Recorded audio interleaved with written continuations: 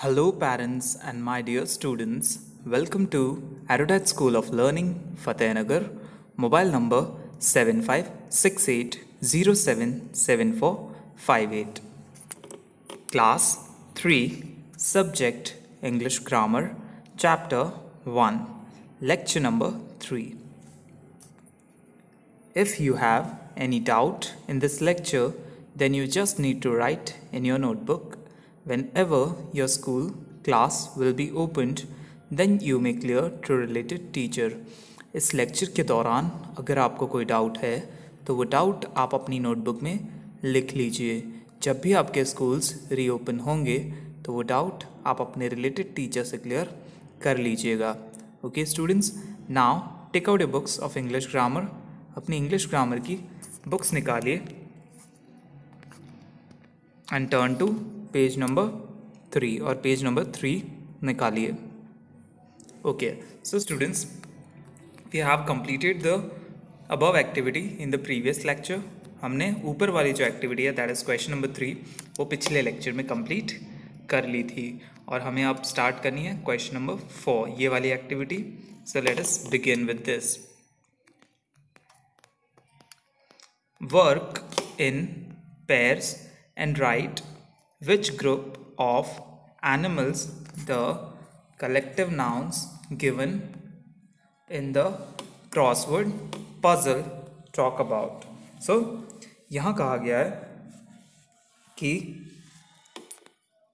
work in pairs, जोड़ियों में काम कीजिए, and write which group of animals, कौन सा समूह है जानवरों का, the collective nouns given in the crossword puzzle talk about, यानी यहाँ पर कौन सा कलेक्टिव नाउन है जिसके बारे में बात हो रही है.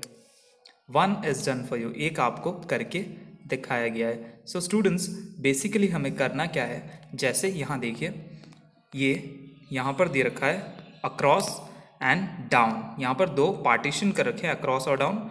अक्रॉस का मतलब है जो ऐसे स्ट्रेट है, जो ऐसे स्ट्रेट है, जिसे हम ऐसे पढ़ सकते हैं BASK, वो अक्रॉस में आएगा.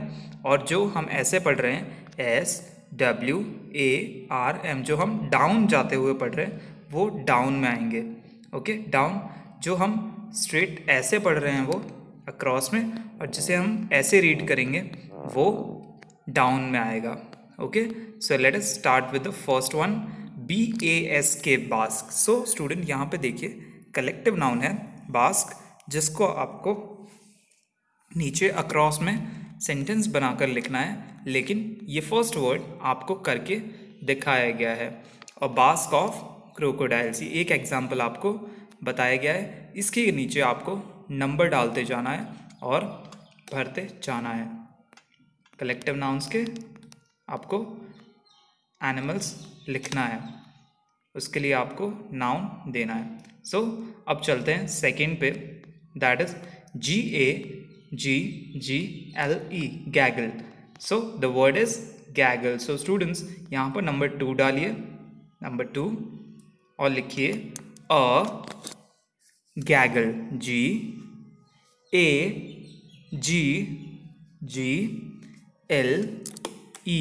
गैगल. Of OF of geese, GEESE, geese, a gaggle of geese. Okay, चलिए अक्रॉस में देखते हैं तीसरा कौन सा है. Third one is school, SCHOOL, school. तो हमारा थर्ड वर्ड है स्कूल. यहाँ पर आप 3 डालिए, नंबर 3, और लिखिए 2 के बाद अ school, SCHOOL, a school of fish. क्या होता है students? A school of fish. So let me show you how it will be. देखिए यहाँ पर किस तरह से हुआ है, अ स्कूल ऑफ फिश. डन. चलिए फिर से एक अक्रॉस वाला हम एग्जाम्पल देखते हैं. Okay, so fourth one is, यहाँ दिया गया है fourth, troop, TROOP. So troop किसका होता है students? A troop of monkeys. क्या होता है? A troop of monkeys. So we will write here a troop. लिखिए फोर्थ नंबर डाल के a troop. TROOP. troop of monkeys.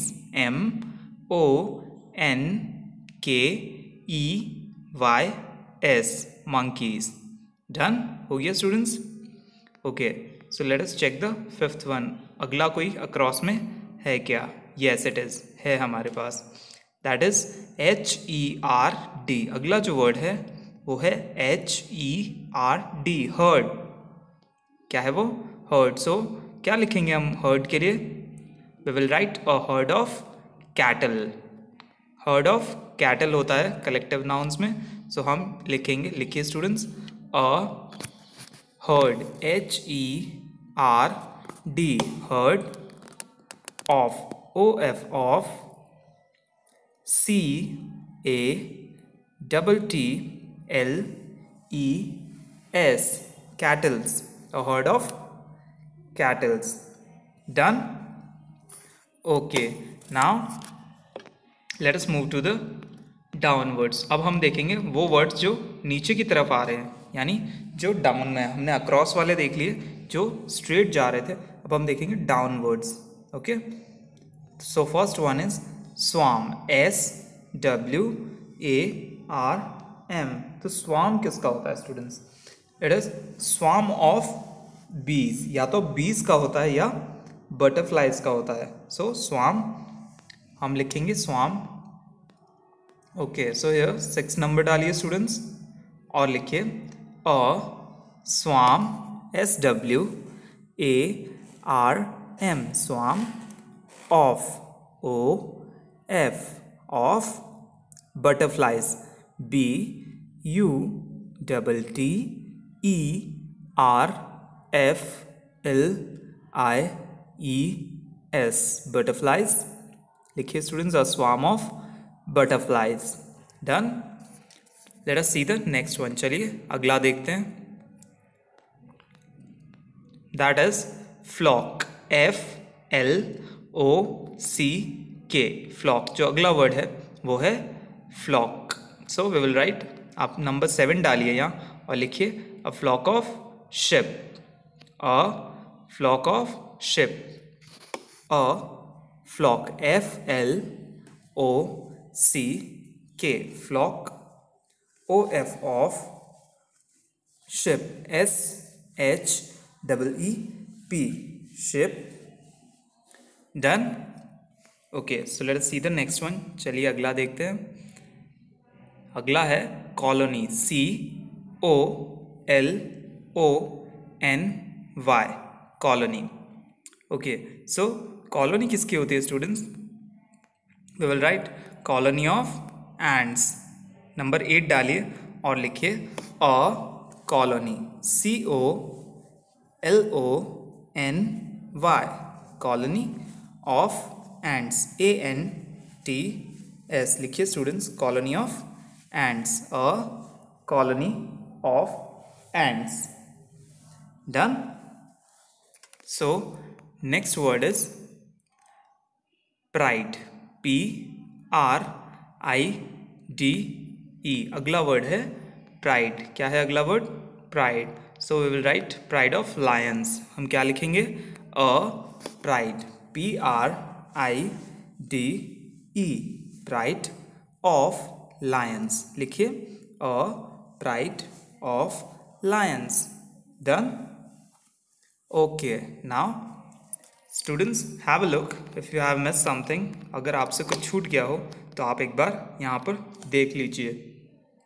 And if you want to take a screenshot you can take it. अगर आप चाहें तो इसका screenshot भी ले सकते हैं. Done? Okay, let us move to page number 4. चलिए पेज नंबर 4 पे चलते हैं. Now we have finished this activity. Let us move to the page number 4. Page number 4 पे हमारे लिए है क्वेश्चन नंबर 5. चलिए इससे पहले समझते हैं कि इसमें हमें करना क्या है. Find the incorrect collective nouns in the following sentences and rewrite sentences using the correct one. So students, इसमें आपको क्या करना है, आपको इनकरेक्ट जो गलत कलेक्टिव नाउन यूज़ किया गया है सेंटेंसेस में, इन सेंटेंसेस में, उसे एक बार आप अंडरलाइन कर लीजिए और उसकी जगह सही वाला कलेक्टिव नाउन लगाकर आपको सेंटेंस दोबारा इस ब्लैंक में लिखना है। आपको नीचे यहाँ स्पेस दिया गया है, यहाँ पर आपको सेंटेंस फिर से लिखना है। सिर्फ आपको जो गलत कलेक्टिव नाउन है उसे हटाकर सही वाला लगाना है। Okay students, so let us read the first one. चलिए पहला वाला सेंटेंस हम पढ़ते हैं।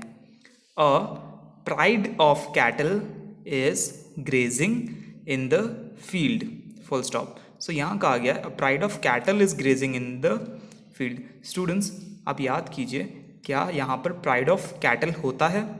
क्या ये कलेक्टिव नाउन सही है? नो, ये सही नहीं है। सो आप अपनी पेंसिल से अंडरलाइन कर लीजिए प्राइड वर्ड को। स्टूडेंट्स, जो प्राइड वर्ड है PRIDE, उसे आप अंडरलाइन कर लीजिए एक बार। ओके, सो स्टूडेंट्स, यहाँ जो वर्ड यूज होगा वो होगा हर्ड, HERD, हर्ड। कौन सा वर्ड यूज होगा? HERD, a herd of cattle. आप प्राइड के ऊपर ही लिख लीजिए पेंसिल से हर्ड, HERD। और अब इस सेंटेंस को चलिए दोबारा लिखते हैं। अ herd, HERD, herd of cattle, CATTLE, cattle is grazing, GRAZING,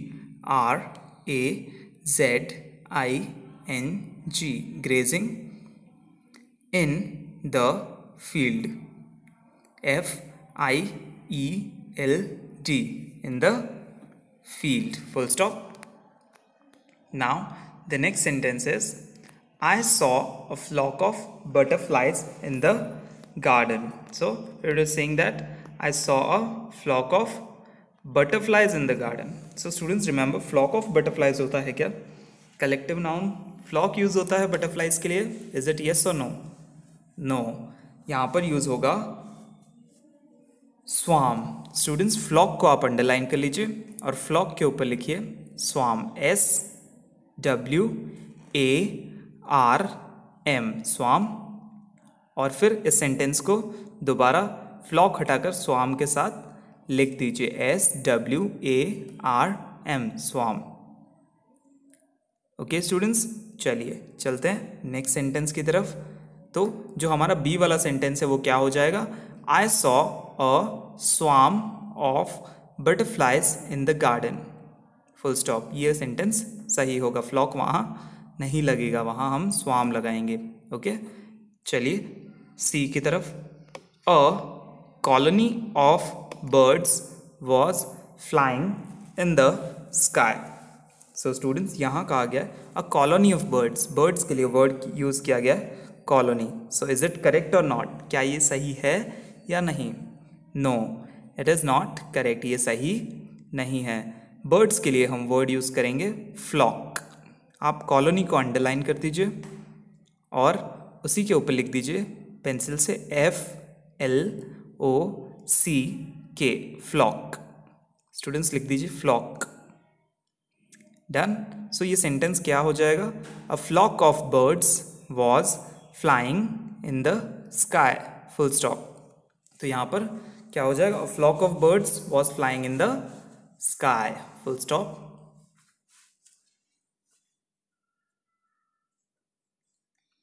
okay, let us move to the next sentence. क्या है अगला sentence? There are 2 singers in my band of friends. So the sentence is, there are 2 singers in my band of friends. So students, band of friends, is it correct or not? क्या यहाँ collective noun सही लगाया है या नहीं? यहाँ band होगा या कुछ और? इट इजंट करेक्ट, ये सही नहीं है। यहाँ पर होगा सर्कल ऑफ फ्रेंड्स, क्योंकि फ्रेंड्स का जो ग्रुप होता है उसे सर्कल कहते हैं, ना कि बैंड कहते हैं। What it will be, circle. So students आप बैंड के नीचे अंडरलाइन कर लीजिए एंड राइट सर्कल, और बैंड के ऊपर लिख दीजिए सर्कल, CIRCLE, सर्कल लिख दीजिए, CIRCLE, सर्कल। ओके, सो ये सेंटेंस क्या हो जाएगा, there are 2 singers in my circle of friends. क्या हो जाएगा, circle of friends, full stop. Then question number E, a troop of students visited the Taj Mahal, full stop. So the sentence is saying a troop of students. यहाँ कहा गया है students का troop. क्या ये कलेक्टिव नाउन सही है, is the collective noun correct और नॉट? क्या ये कलेक्टिव नाउन सही है? नो इट इजंट, ये सही नहीं है। यहाँ पर होगा अ क्लास ऑफ स्टूडेंट्स। क्या होगा, class of students. So students आप ट्रूप की जगह पर अंडरलाइन कीजिए, ट्रूप के नीचे एक अंडरलाइन कीजिए और ट्रूप के ऊपर लिखिए class, CLASS, class, CLASS। Okay, so जब आप क्लास के साथ इस सेंटेंस को लिखेंगे तो वो सेंटेंस क्या हो जाएगा, a class of students visited the Taj Mahal. Done? Okay, so going to the F1, Sheetal would like to join a swarm of dancers, full stop. So students यहाँ कहा गया है कि शीतल would like to join a swarm of dancers. So swarm of dancers, क्या ये collective noun सही है? No, it is not, ये सही नहीं है। यहाँ पर swarm वर्ड यूज़ नहीं होगा डांसर्स के लिए, यहाँ पर यूज़ होगा ट्रूप। क्या यूज़ होगा? ट्रूप। सो आप स्वाम को अंडरलाइन कर दीजिए स्टूडेंट्स, स्वाम को अंडरलाइन कीजिए और स्वाम के ऊपर लिखिए पेंसिल से TROUPE,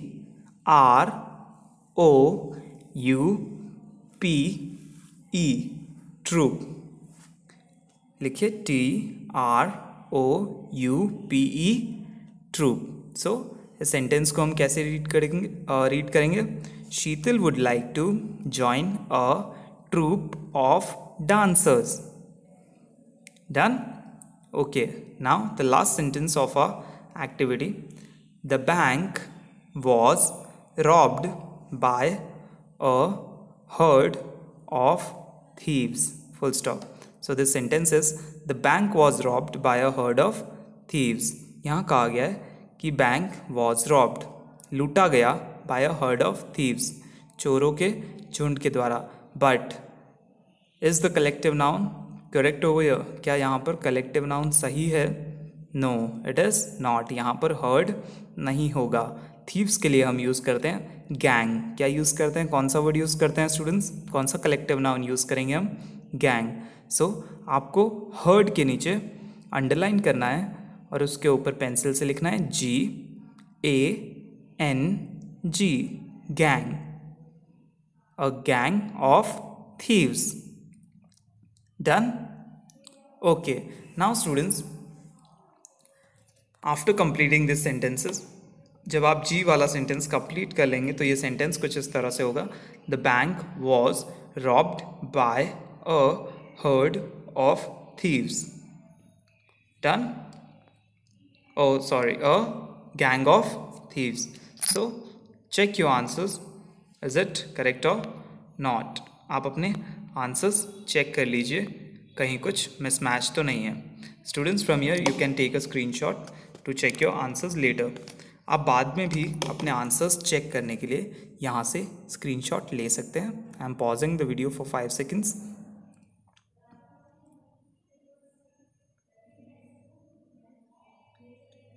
डन स्टूडेंट्स, हो गया?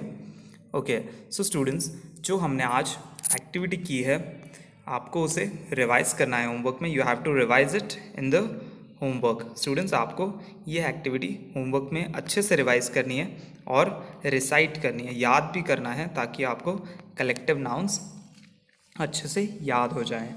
Students I hope you like the video. Thank you for watching.